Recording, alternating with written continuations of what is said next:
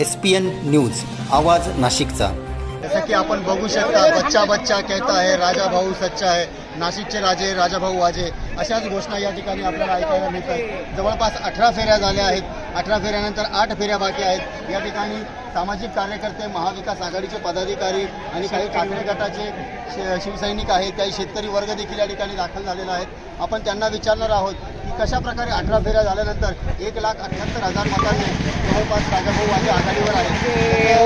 जवळपास विजय निश्चित मानला जात आहे। तुम्हाला काय वाटतं? ज्यावेळेस पक्षप्रमुख उद्धव साहेब ठाकरे यांनी जेव्हा सर्वसामान्य माणसाला उमेदवारी दिली, तेव्हाच नाशिककरांच्या सर्वसामान्य माणसांनी ठरवलं होतं का नाशिकचे खासदार राजाभाऊ वाजेच होणार, आणि जो अंदाज तेव्हा होता तो 1.5 लाखाचा, तोच त्याचप्रमाणे भाऊ आघाडीवर आहे। आणि या गद्दारांना मातीत गाडण्याचं काम नाशिकने केलं। या नाशिकवर खऱ्या अर्थाने रामाचं राज्य आलंय।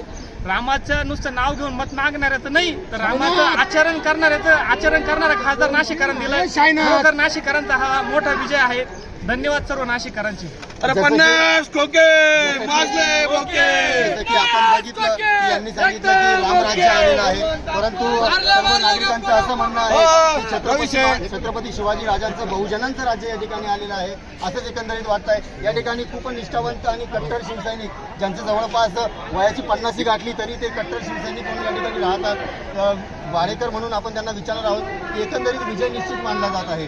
तुम्हाला काय वाटतंय? 100% आमचा विजय आहे, कारण राजाभाऊ माणूस असा का देव माणूस आहे आणि पहिल्यापासून लोकांनी मतदान हातात घेतलेलं आहे, त्याच्यामुळे कुठल्याही परिस्थितीत आमचं सीट लागणार। कुठल्याही परिस्थितीत यांचं सीट लागणार। अजूनही या ठिकाणी एक सामाजिक कार्यकर्ते आहेत, आपण त्यांना विचारणार आहोत की एकंदरीत आता दिंडोरी लोकसभा मतदारसंघात शेतकऱ्यांचा आवाज बुलंद करण्यासाठी भगरे गुरुजी आणि इथे कामगारांचा आवाज बुलंद करण्यासाठी नाशिक म्हटलं की औद्योगिक क्षेत्र, कामगारांचा आवाज कशा प्रकारे राजाभाऊ बुलंद करतील, काय वाटतं आपल्याला? या ठिकाणी नक्कीच कामगारांचा आवाज राजाभाऊ बुलंद करतील, कारण यातील मागील खासदारांनी 10 वर्षात कामगारांकरता कोणतंही काम केलेलं नाही। कोणताही नवीन प्रोजेक्ट किंवा कोणतीही नवीन कंपनी या स्वतः अंबड इंडस्ट्री त्यांनी आणलेली नाही।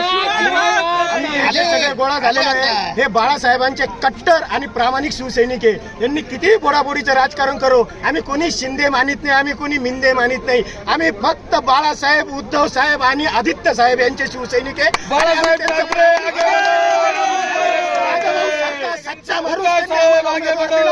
राजाभाऊ सारखा सच्चा माणूस त्यांनी आम्हाला उमेदवार दिला, यांची आम्ही त्या उद्धव साहेब आणि आदित्य साहेब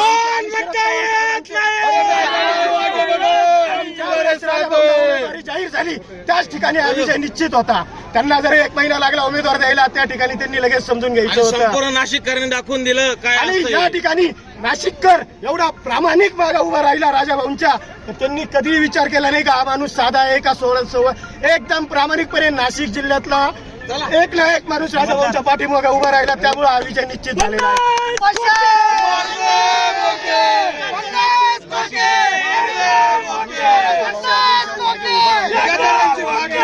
म्हणणं आलेलं आहे 50 खोके एकदम ओके, नाशिककर 50 खोके एकदम ओके, अशाच काही घोषणा या ठिकाणी सर्वांतर्फे ऐकायला मिळतात। नाशिकचे वाजे सरपंच आहे, त्यांना बोला ना। हो, सरपंच घोषणा आपल्याला मिळाल्या। या ठिकाणी एक सरपंच आहेत, कुठल्या गावचे सरपंच? सिन्नर तालुक्यातील वडजिरे गावचे सरपंच आहेत। आपण त्यांना विचारणार आहोत की गाव म्हटलं की शेती येते, आणि शेती म्हणजे कांद्याचा प्रश्न आणि द्राक्षाचा प्रश्न हा एक सर्वात महत्वाचा प्रश्न आहे। यासाठी तुम्ही येणाऱ्या खासदारांकडून काय अपेक्षा करता? आतापर्यंत शेतकऱ्यांक आमच्या याच्या आधीच्या खासदारांनी कुठलेही प्रयत्न केले नाही।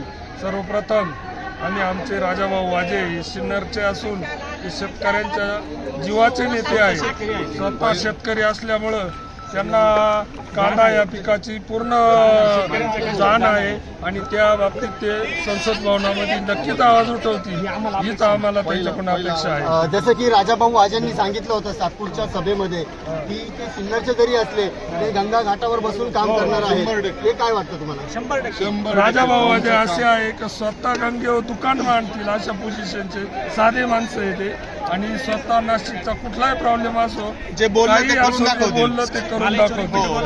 जसं की आपण बघितलं की शब्दाला जागणारा माणूस म्हणजे राजाभाऊ वाजे आहेत, असं या नागरिकांच्या प्रतिक्रिया आपल्याला आलेल्या आहेत।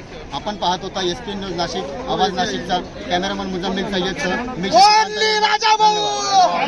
सर्व जनतेपर्यंत आमच्या बातम्या पोहोचवण्यासाठी आम्ही हे एक माध्यम चालू केलं आहे, त्याचं नाव आहे SPN न्यूज आवाज नाशिकचा।